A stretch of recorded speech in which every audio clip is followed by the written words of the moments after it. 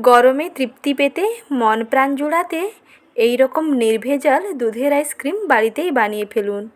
উপকরণও একেবারে কম লাগবে আর খুব সহজ পদ্ধতিতেই বানিয়ে নিতে পারবেন।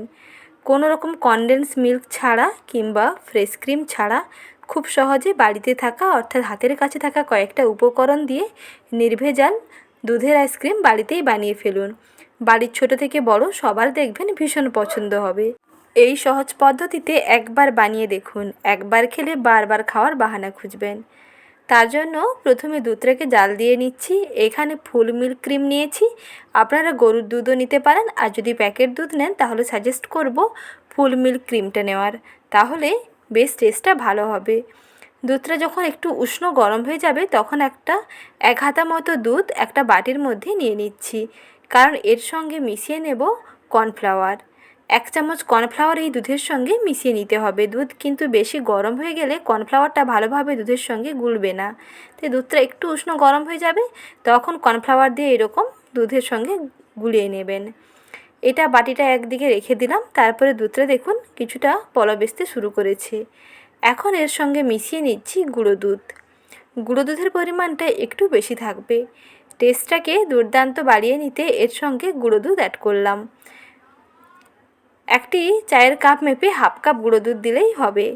500 ml দুধের ক্ষেত্রে হাফ কাপ গুঁড়ো দুধ দিলেই টেস্টটা বেশ ভালো হবে। এখন সব কিছুকে ভালো করে মিশিয়ে নিয়ে কিছুক্ষণ পর্যন্ত একটু ঘন করে নিচ্ছি এই দুধটাকে জাল দিয়ে নিয়ে। আর বারবার এই রকম স্প্যাচুলা দিয়ে নেড়ে রাখতে হবে, তাহলে আর দুধের মধ্যে সর আসবে না। দুধের ওপরে যে সরটা জমে যায় সেটা যাতে না জমে তার জন্য এরকম হাতা দিয়ে বারবার নেড়ে চেড়ে রাখবেন।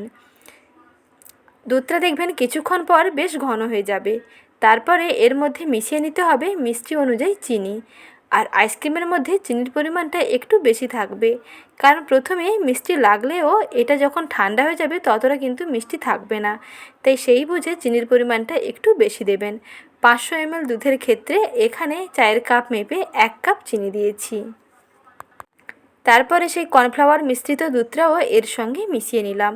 কর্নফ্লাওয়ার দেওয়ার সঙ্গে সঙ্গে দেখবেন দুধটা ঘন হতে শুরু করবে, তাই বারবার এই রকম খুন্তি কিংবা হাতা দিয়ে নেড়ে রাখবেন, তাহলে আর কর্নফ্লাওয়ারগুলো ডলা ডলা হয়ে দুধের মধ্যে জমে যাবে না। আর ফ্লেভারটা দুর্দান্ত বাড়িয়ে নিতে এর মধ্যে এলাচ পাউডার কিংবা 2টো এলাচকে থেতো করে দিয়ে দিন, তাহলে দেখবেন এর ফ্লেভারটা দুর্দান্ত হবে। এই দুধের আইসক্রিমের ফ্লেভারটা দুর্দান্ত বাড়িয়ে নিতে এর মধ্যে 2টো এলাচ থেতো করে দিয়ে দিলাম। সব কিছুকে জাল দিয়ে নিয়েছি, দুধটা বেশ ঘন হয়ে গেছে। এখন গ্যাসের ফ্লেমটাকে বন্ধ করে দেব। এটা যত ঠান্ডা হবে তত দেখবেন এই দুধটা আরও গাঢ় হয়ে যাবে আর আইসক্রিমের টেক্সচারটাও দুর্দান্ত হবে। দুধ দেখুন অনেকটাই গাঢ় হয়ে গেছে। এখন একটু ঠান্ডা করে নিচ্ছি। একটু ঠান্ডা করে নিয়ে তারপরে ডিপ ফ্রিজের মধ্যে 1 ঘন্টা মতো রেখে দেব। আর দুধটা একটু ঠান্ডা হয়ে যাওয়ার পরেই দেখুন কতটা সুন্দর ঘন হয়ে গেছে। কনসিস্টেন্সিটা দেখুন এইরকম থাকবে। এইরকম ঘন করে দুধ কিংবা ক্ষীরটা বানালে এই আইসক্রিমের টেস্টটাও দুর্দান্ত হবে এবং আইসক্রিমের যে টেক্সচারটাও দুর্দান্ত হবে।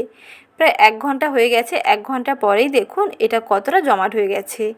এখন এই মিশ্রণটাকে অর্থাৎ এই জমাট বেঁধে যাওয়া দুধটাকে একটা ব্লেন্ডারের মধ্যে নিয়ে নিচ্ছি। ব্লেন্ডারে নিয়ে 1 থেকে 2 বার একটু ঘুরিয়ে নিতে হবে। একটু ব্লেন্ড করে নিলে এর ক্রিমিনেসটা চলে আসবে। যেহেতু এর মধ্যে কোনো রকম ফ্রেশ ক্রিম কিংবা হুইপ ক্রিম দেওয়া হয়নি, তাই এর ক্রিমিনেসটা আনার জন্য অবশ্যই কিন্তু ব্লেন্ডারে ব্লেন্ড করে নেবেন। আর যদি সেই রকম না চান তাহলে দুধটাকে একটু ঘন করে ঠান্ডা করে নিয়ে তারপরে একটা আইসক্রিম মোল্ডের মধ্যে ভরে প্রায় সারা রাতের জন্য ডিপ ফ্রিজে রেখে দিন। পরের দিন দেখবেন আইসক্রিম একেবারে রেডি। এখন এটাকে একটু ব্লেন্ড করে নিচ্ছি যাতে এর টেক্সচারটা একেবারে ক্রিমের মতন হয়। দেখুন ব্লেন্ড করে নেওয়ার পরে এর টেক্সচারটা কি দুর্দান্ত হয়েছে। এই ক্রিমনেসটা আনার জন্য এটাকে অবশ্যই এরকম ব্লেন্ডারে একটু ব্লেন্ড করে নিন। দেখুন কি সুন্দর ক্রিমের মতন হয়েছে। দুধের আইসক্রিম বানাতে হলে এই পদ্ধতি দেখে দুধ আইসক্রিম বানিয়ে দেখুন, মুখে দিলে মিলিয়ে যাবে আর স্বাদ দেখবেন মুখে লেগে থাকবে। গরমে প্রাণ ঠান্ডা করতে আজই বানিয়ে ফেলুন। অল্প কিছু উপকরণ দিয়ে দুর্দান্ত স্বাদের আইসক্রিমের রেসিপি শেয়ার করলাম। কেমন লাগলো কমেন্ট সেকশানে জানাবেন। সঙ্গে ভালো লেগে থাকলে বরাবরের মতন একটি লাইক করে দেওয়ার অনুরোধ থাকলো।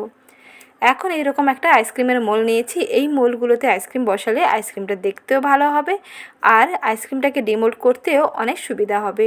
তার জন্য এইরকম একটা মোল্ড নিয়েছি। আর এই রকম আইসক্রিমের মোল্ডগুলো আপনারা যে কোনো অনলাইন শপে পারচেস করতে পারেন, অ্যাভেলেবল আছে, পেয়ে যাবেন। আর এগুলোতে আইসক্রিম বসালে আইসক্রিমটাও দেখবেন পারফেক্ট হবে। রিজনেবল প্রাইসের মধ্যে ভালো আইসক্রিম মোল্ড পেতে চাইলে এই আইসক্রিমের মোল্ডটা নিয়ে দেখুন। আইসক্রিমগুলো খুব সহজে ভালোভাবে বসবে, সঙ্গে আইসক্রিমটাকে ডিমোল্ডও করা যাবে খুব সহজে। একটাও আইসক্রিম দেখবেন ভেঙে নষ্ট হয়ে যাবে না। তারপরে দেখুন আইসক্রিমের মোল্ডগুলোতে প্রত্যেকটাতে আইসক্রিমের লিকুইডটাকে ভরে নিয়েছি, তারপরে ক্যাপগুলোকে আটকে নিচ্ছি। এইভাবে সবগুলো ক্যাপকে ভালোভাবে আটকে নিয়ে তারপরে ডিপ ফ্রিজের মধ্যে রেখে দিয়েছিলাম প্রায় সারা রাত ডিপ ফ্রিজে রাখার কারণে আইসক্রিমটা বেশ ভালোভাবে জমে গেছে। এখন শুধু আইসক্রিমগুলোকে ডিমোল্ড করে নেওয়ার পালা। একটা করে এরকম মোল্ড নেবেন, একটু হাতের মধ্যে প্রেস করুন, একটু সাইডগুলোকে ঘষে নিলেই আইসক্রিমের মোল্ড থেকে আইসক্রিমটা দেখবেন সহজে খুলে যাবে। আইসক্রিমটা দেখুন দেখতে কি সুন্দর হয়েছে। এই রকম মালাই আইসক্রিম বাড়িতে সহজে বানিয়ে ফেলুন এই রকম মোল্ডগুলো দিয়ে। খুব সহজে বানিয়ে নিতে পারবেন আর টেস্টও দুর্দান্ত হবে। বাড়ির ছোটো থেকে বড় সবার দেখবেন ভীষণ পছন্দ হবে। গরমে প্রাণ ঠান্ডা করতে এই রকম মালাই আইসক্রিম আজই বানিয়ে ফেলুন। উপকরণও কম লাগবে আর খুব সহজেও বানিয়ে নিতে পারবেন। খেলে দেখবেন মন প্রাণ জুড়িয়ে যাবে। আর রেসিপিটি ভালো লাগলে লাইক, শেয়ার এবং সাবস্ক্রাইব করবেন। ধন্যবাদ।